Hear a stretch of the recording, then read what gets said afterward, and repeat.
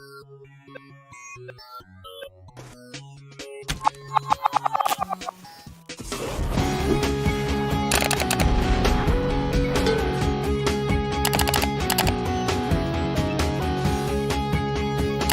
to the next episode of our mental health and well-being as a result of, in, after, because of, during, whatever you want to say, COVID-19. This webinar series where we are looking at essentially the impact of this moment on our mental health and our well-being. Series is brought to you by Migro, the emotional intelligence platform. Don't forget to sign up for your free access to Migro, which you can get on the migro.me webpage. At the top right there, you'll see where you can access the free trial. Once you're using Migro, of course, there are also all these resources that we've made available throughout this series so far, which are all there in the COVID-19 webinar tab. Please excuse my barking dog. That's one of the things you can't control when you're doing things like this. Okay, what is the purpose of this webinar series? We remind you each day with each episode what it is for and why we're doing it. This reignition edition of our webinar series, which we started at the beginning of lockdown, is all about helping you as an organization or a member of an organization, maybe a leader or an employee, helping you with some tools and resources so that you can flourish and that your organization can flourish during this time. And of course, so much of that comes down to our psychological health, our mental well-being, who and how we are psychologically during this time. So that's what this series is all about. Okay, in the previous episode, we talked about a cool concept of culture, and I had Lou de Jager, and we had a chat with Lou all around culture. I introduced this idea of the new world, and we looked back to America and the pioneers that went there and where this idea comes from, of the new world. We talked about the challenges and the opportunities that come in that. And then, of course, as we were chatting with Lou, we talked about why it's so important for organizations to take a moment to just maybe take stock of where they are as a company to do with their culture, and why it's important for us to do that right now. And then we finished it all off talking about the neuroscience of habits, and of course the implications that are brought to bear in this whole moment of talking about culture, as we as organizations find ourselves in a new world where some of our old routines and habits have been thrown out the window. We haven't yet decided on or figured out what the new routines are. And what we can learn from the neuroscience of habits is that now is the time when all our neurons are firing. Now is when everything is an option, and when it's a really fertile space for innovation. So let's make sure that the routines and the habits that we decide on, that we settle into over the next few weeks and months, are actually going to serve us well, hopefully even serve us better than some of the old ones. Okay, so that was the previous episode. In this episode, we are going to be speaking about the well-being impact of pro-social behavior with Peter Magner. So we're going to be looking at what is this idea of pro-social behavior, specifically diving into some research, some studies around pro-social spending. Super interesting stuff, and we'll look at that in a second. Then we're going to look at this really famous study called the Jericho to Jerusalem study from many years back, one of these very famous experiments in the field of psychology. And we're going to tie those two together, and then we're going to dive in and have this chat with Peter around some of the things that they are doing in their organization. Okay, so let's dive in. Pro-social behavior, what is it? Essentially, pro-social behavior is any voluntary action that is intended to help or benefit another individual or group of individuals. It's a fairly old idea, as you can see from the late 80s here, maybe a fairly young idea depending on how you look at it. But it's, as the description here says, it's something that is outward focused. It is not a behavior that is focused on your own benefit, but on the benefit of others. Now, there's a lot of research, there's a lot of science around this idea, especially in sort of early childhood development and how we learn how to be social beings. But something that I think is really fascinating is to dive into this research around pro-social spending. Pro-social spending is an idea that is, I don't know if it's been pioneered by a certain researcher in Canada, but we're going to dive in just now and look at some of the research that she's been doing over the last 10 years or so. But perhaps you're familiar with this little Bible verse. Actually, it comes from the Bible. It's more blessed to give than to receive. You know, age-old wisdom, a 2,000 years old aphorism that people repeat. It's sort of in common language. It's in the pop understanding and often gets said. And then of course there's a lot of joking about, oh well, it doesn't sound true. Maybe it's not even true. It doesn't sound right at all. Maybe it's wrong. It's actually better to receive than to give. So this idea of being generous and being outward is an old idea. But is it actually true? Are there benefits? Are there mental health and well-being benefits of pro-social behavior? Let's dive into the study of pro-social spending. Another little, proverb or phrase that you will no doubt be familiar with is this idea that money can't buy happiness.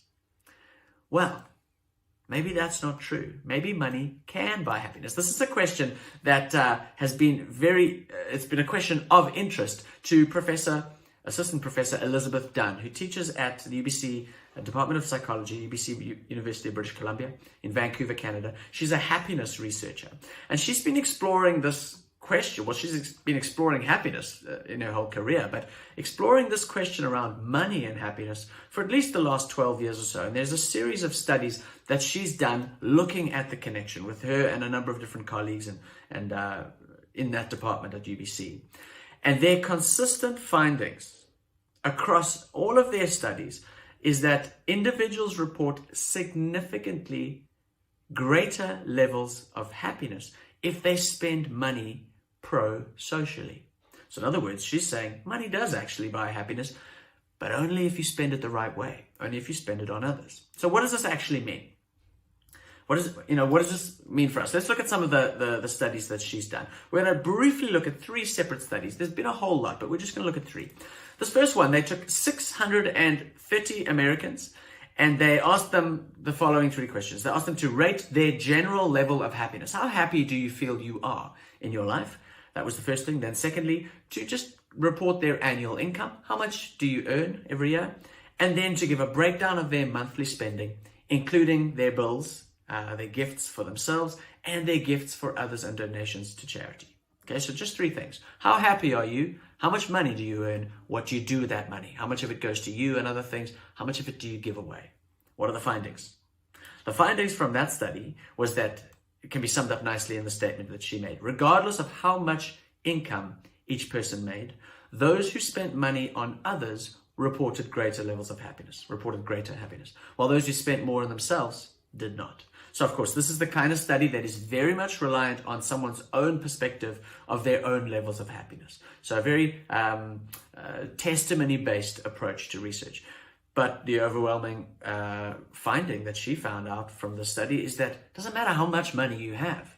Your happiness levels they're not related to how much you earn. They are related to how much you give away, how much you are generous. Those who gave away were happier. Okay, another study she did, which for me is particularly interesting, because she did this on the campus of UBC, University of British Columbia, as I said, and she actually did this study while I was studying at the University of British Columbia. So I was there on campus. I didn't hear about this until later, but if I look at the dates, I was there while she did this study. And I'm a bit bummed it didn't work out in my favor, because this is how it worked. She got a group of students and she gave them either a $5 note or a $20 note. So $5 or $20. And the task was simple. By the end of the day, you need to spend this money. So some of them had 5, some of them had 20. Then she split them into 2 groups. Half of the group had to spend that money on themselves. So some of them had $5 to spend on themselves. Some of them had 20 to spend on themselves. And by the end of the day, they just had to spend that money. The other half had to spend that money on someone else. Okay, so a very similar set of things that they're looking for. What are your happiness levels if you spend this money in these 2 different ways? Now, as I say, I wish I'd known about the study, because it would have been great for somebody to give me $5 or $20, but I didn't know about it, so I missed out on a bit of a win there. But these are the findings that came out of this study: that those who gave the $5 or $20 away reported higher levels of happiness at the end of the day compared to those who spent the money on themselves. So this is fascinating. Even just as simple as $5 or $20, just a tiny little, it's a lot of money for us, of course, because the dollar's 100 Rand or something. But for them, even just a small, $5 that's a cup of coffee. The impact that can have on their happiness levels, which has a direct impact on their mental health and well-being. The impact is huge. Her suggestion is that these findings suggest that even very minor alterations in spending allocations, as little as $5, may be enough to produce real gains in happiness on any given day. Okay, so now these are two studies in North America. One in America, one in Canada. But these findings are not just relevant to those demographics, because another study done by someone in her I'm not sure, in her faculty, or maybe a student or a group of people that she was part of, looked at a study this was in 2013, examined the correlation between charitable giving and happiness in 136 different countries. Okay, they found that poor and rich countries alike both reported more happiness if they engaged in pro-social spending. But what's particularly interesting for us here in South Africa, I know we have listeners from around the world who are tuning in to this webinar series, but one of those countries was South Africa. Now, this is the finding from our country.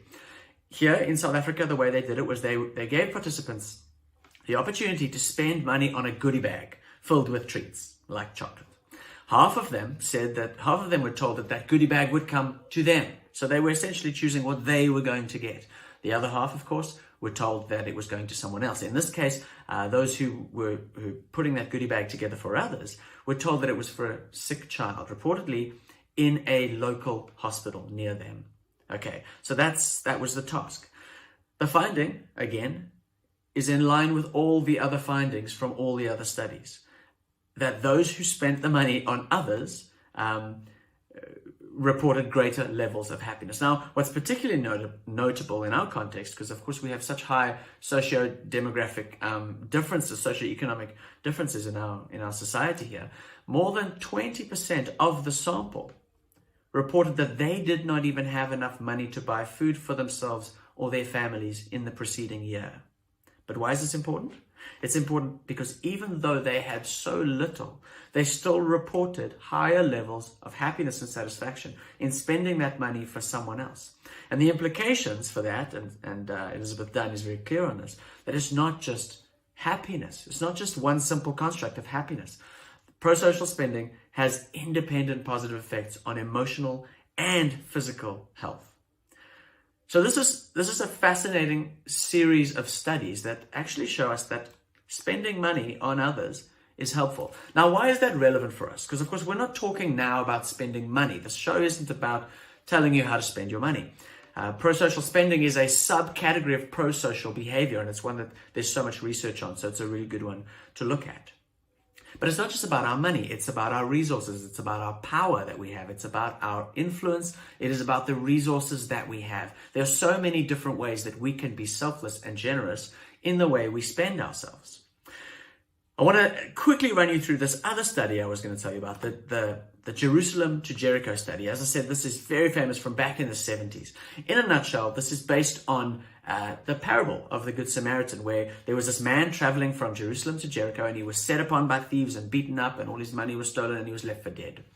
Lying there on the side of the road, a priest walked past, moral leader of society, and didn't stop to help. Then a Levite, also a moral leader, think of him a bit like a lawyer, very much connected with the law and how society must work together. Also, just walked past, left this poor guy, to suffer alone. Then a Samaritan walked past. And the Samaritan, socially in that context, was an outcast. The Samaritan was someone who did not have a lot of social power, did not have influence. But in the story, it is the Samaritan who spends his influence and spends his power on this guy. Okay, so now this is the backdrop of the study. The study was done with 40 theology students. They were given a task to prepare a short sermon. Half the group was told to prepare the sermon about this parable of the Good Samaritan. The other half were given just random topics to prepare a sermon on. They had to do that in one building. Then they had to go one at a time in 15-minute increments to another building to actually preach the sermon. But they planted someone in between those two buildings who was part of the study, an actor who was shabbily dressed and was there groaning and in pain. Essentially, they were recreating this parable of the Good Samaritan to see who would stop and help this poor guy. The findings are fascinating. Out of the 40 students, 24 ignored the groaning man. So just over half ignored this guy and walked right past him to go to the other building to preach their sermon. Now, you might think that the ones who stopped were the ones who were preparing the sermon on the Good Samaritan. But that's not the case. That's not what happened. Ironically, those who were preaching the Good Samaritan, there seemed to be no difference at all in the number of them who stopped. But there was one thing that was particularly pertinent as to who stopped and why. And this is and we're going to bring this finding back and apply it to everything we've talked about so far. 63% of the participants who felt that they were early for their preaching assignment, they stopped to help the stranger. If they didn't feel they were rushed and under pressure, they stopped to help, regardless of which topic they were preaching on, whether they were preaching on the Good Samaritan or something else. 45% of participants who thought that they were on time, they weren't late yet, they weren't early, but they were on time. 45% of them stopped to help.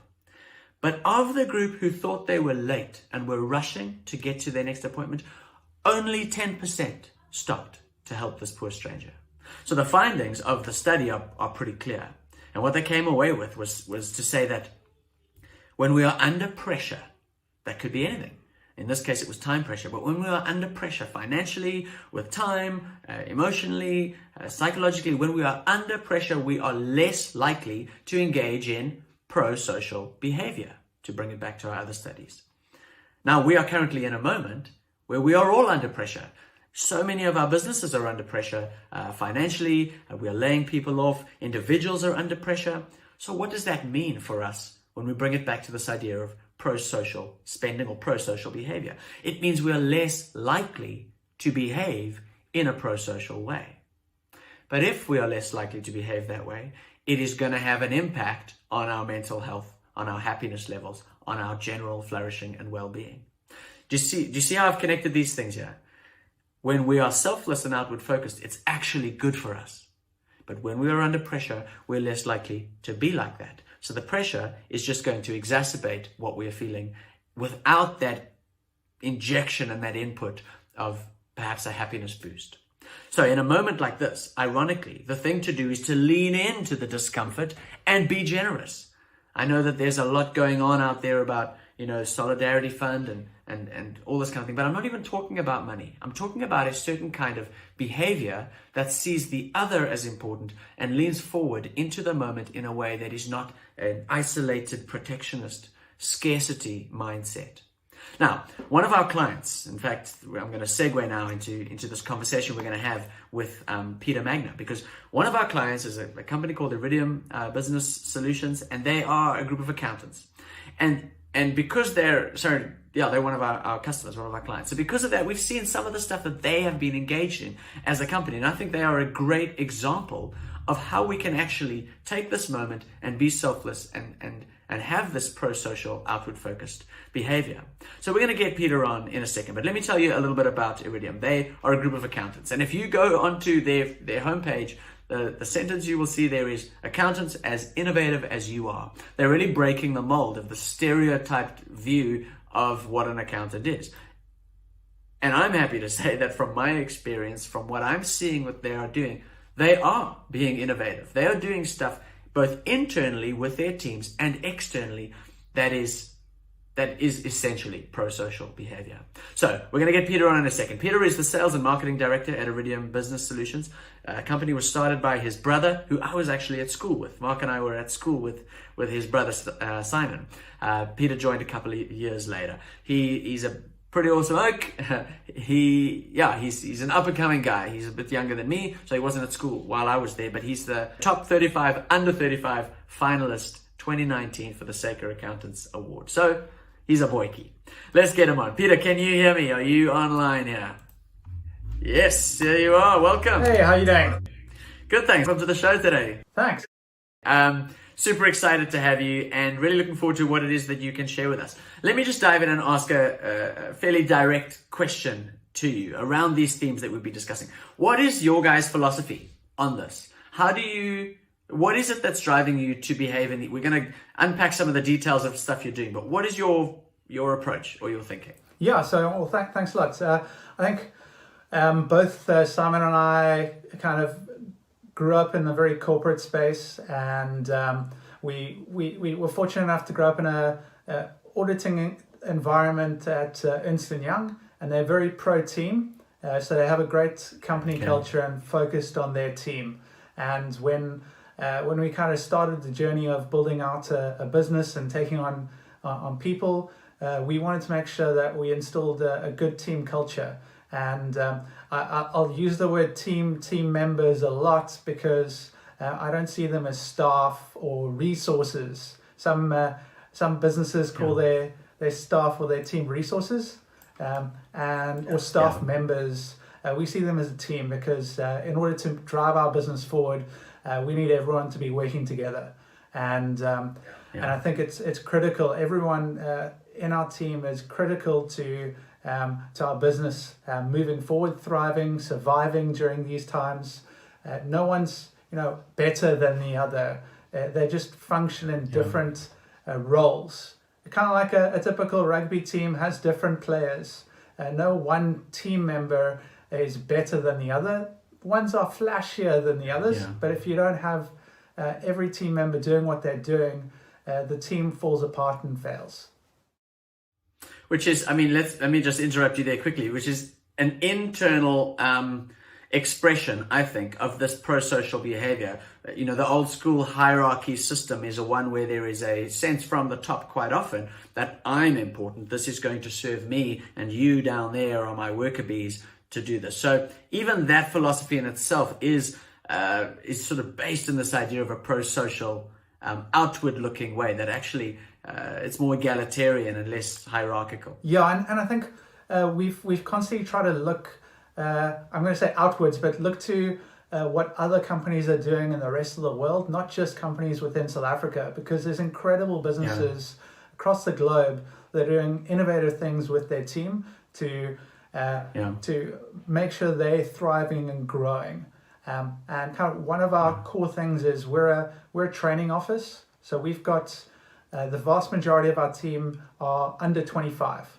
We hire people straight out of university and take them on a 3-year training contract to help grow their skills so that they become financial professionals at the end, and hopefully they stick around. Some businesses say you got 3 years, then you're out. If we can hold on to guys for longer than 3 years, we really, really want to.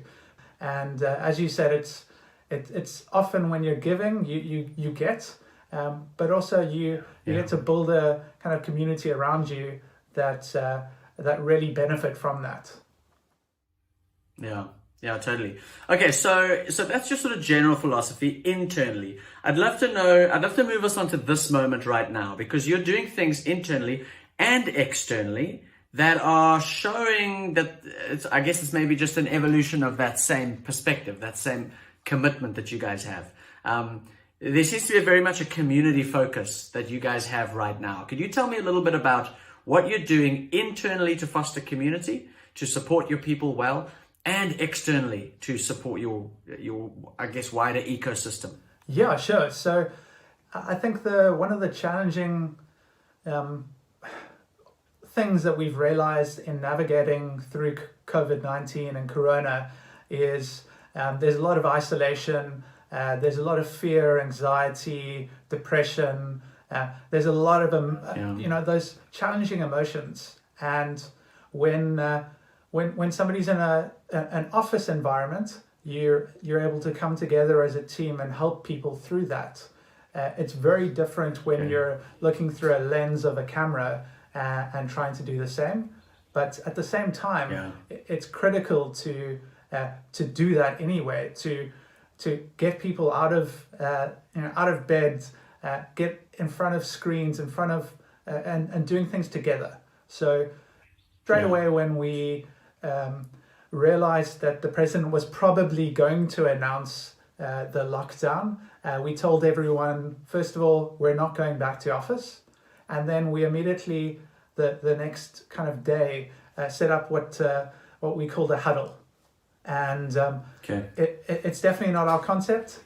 Once again, I hijacked it from Simon Sinek, actually, who we really enjoy listening to. And the concept's essentially around just sharing. So getting into a virtual room or a room in person and sharing where you're at, sharing how you're feeling, where you're at. And one additional thing that we also do that he also advocates for is giving somebody a high five. it can be for anything. Yeah. It can be, high five Susan because, you're having to deal with your kids today and you're a champion because of that. Or high five, thanks a lot, Josh, because you really helped me today on that challenging thing that I wasn't sure about. It can be anything, but it's about fostering some positivity and in the team and encouraging people. And a little bit of encouragement goes a really long way. So we want to know where our team are at and where everyone's at, and then also just foster some positivity within the team. How often do you do that? So we set out initially to do it once a week, and now we do it at the start of the week on a Monday morning, and we do Friday afternoon. So Monday and Friday, we don't want sort of a bracket to the week. Yeah, we don't necessarily want to do it every day, have that, but some businesses are doing that, and they're really finding it a massive benefit.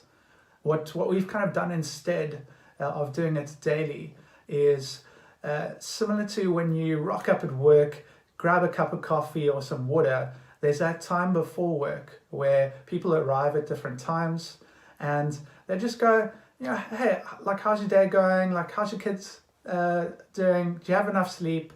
Those random conversations that have nothing to do with work. We've kind of tailored those into daily water cooler chats or coffee chats, where half an hour from 8 o'clock to 8:30, you can rock up into the Zoom room. You don't have to. It's not mandatory. We don't want it to be mandatory. It's very much, you don't mandatory rock up at 8 o'clock at work anyway. So it's just that opportunity to pop in, say hi to somebody, have a conversation, and pop out. And we're not monitoring attendance of it. We're not saying, it's failing because we didn't have anyone in the room.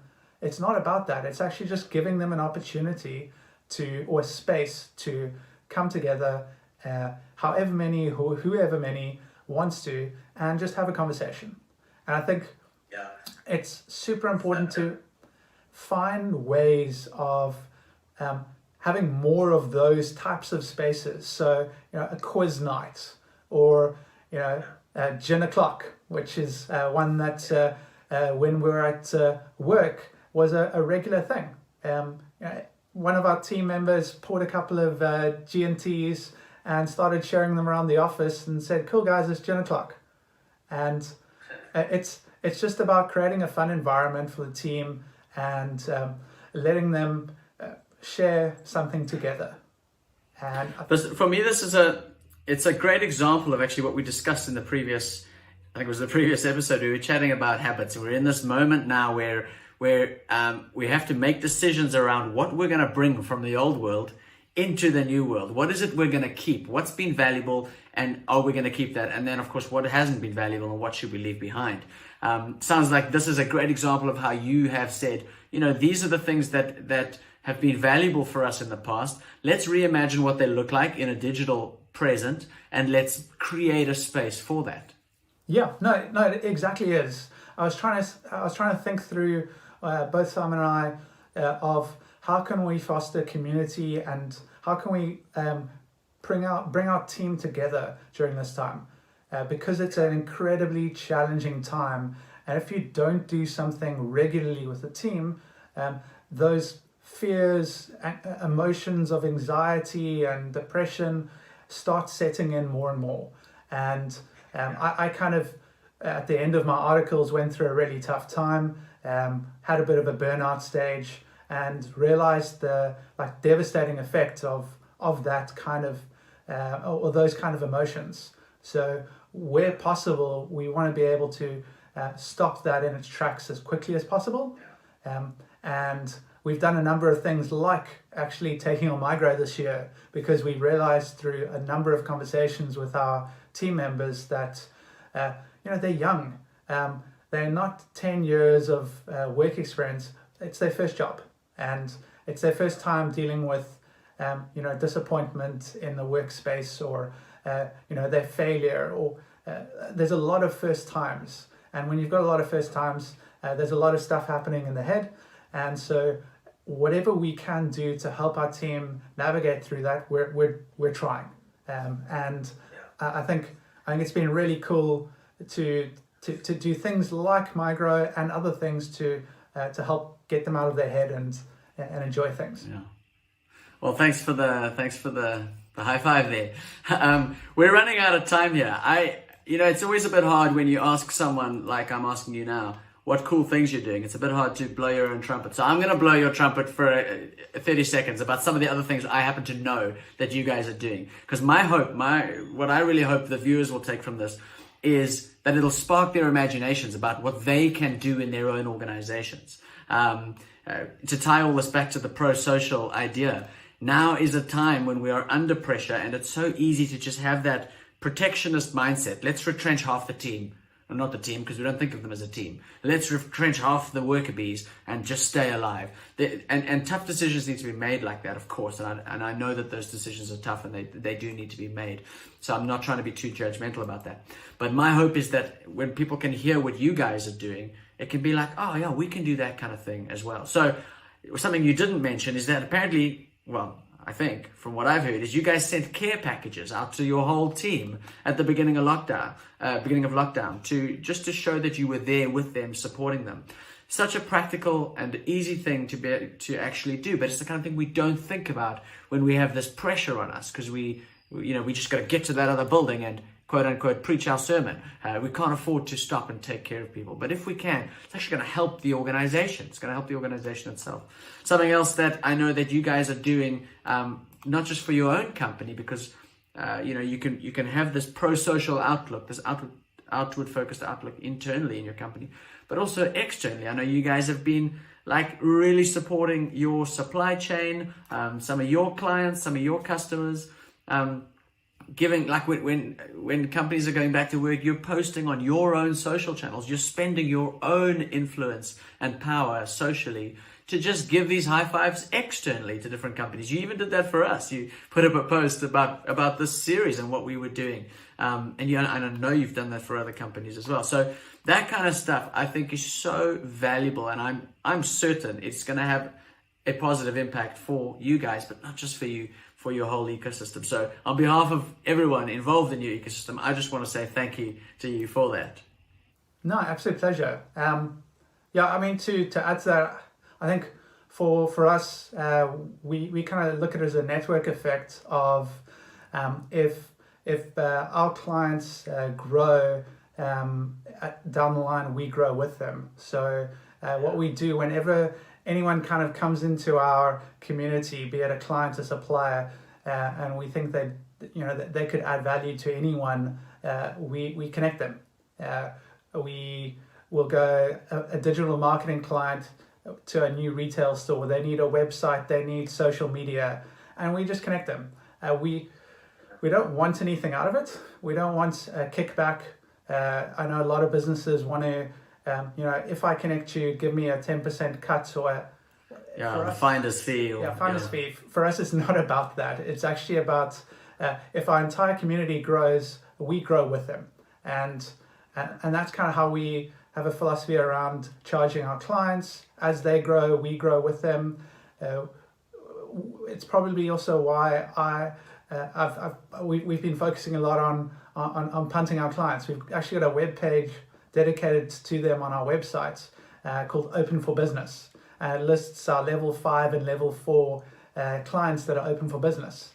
We punt them. There's promo codes, and we've been pushing every single day on social media for the last while a new business that's opened up during lockdown, and what they do and who they are, because we think they're awesome. So we want everyone else to know that they're awesome and that they're open. Well, listen, Peter, we think you guys are awesome. I'm going to have to wrap this up because we've gone quite drastically over time here. So thank you so much for being on this episode today. Really appreciate it. Yeah, thanks a lot for having me. So that's the end of today's episode. But more than that, it's the end of this series. We have brought you a daily webinar every weekday for the last 7 weeks. Many of you have signed in every single day and followed this. With all our different time changes, you have stayed loyal. You've given us your attention and your focus. Thank you for that. I hope that it has been a helpful and beneficial resource for you as you've been trying to navigate whatever this moment in this season looks like for you. But quite apart from those who've logged in each day, many more of you have watched the reruns. You've come and faithfully watched these replays. So I want to thank you for that as well. And again, I trust that they have been beneficial to you. As I say, today is the last episode, but there is light at the end of the tunnel, because as of next week, mental health and well-being in COVID-19 will transition into emotional health and well-being by Migro. We'll be moving to a much more sustainable schedule. We will not be bringing you an episode every day. We'll be alternating 1 week with a full-length episode and 1 week with an ignition moment, or something similar to that, a shorter format. We will still be dealing with a lot of the same kinds of themes aimed at helping you and communicating with you tools and resources that can help you flourish, not just in this time, but all the time, into the whole world and future that is lying ahead for us. So before you log out today, make sure that you have followed us, you have liked us on Instagram, YouTube, Facebook, LinkedIn, and make sure that you are accessing the Migro platform. We're going to be bringing you great content in the weeks and months and years to come at a much more sustainable pace. We already have a number of exciting guests lined up to discuss some really important things that can help you in your emotional health and your well-being and your flourishing. So make sure you don't miss those. You may have been going through this moment by yourself, alone at home. You may have been with others. You may have found it hard. You may have found it easy. We've all been in this together, and we've all been in this differently. I won't see you in the next episode, but I'll see you at some point in the future in a further episode, or before then on the Migro platform. Thanks very much for everything. Keep well. I'll see you soon.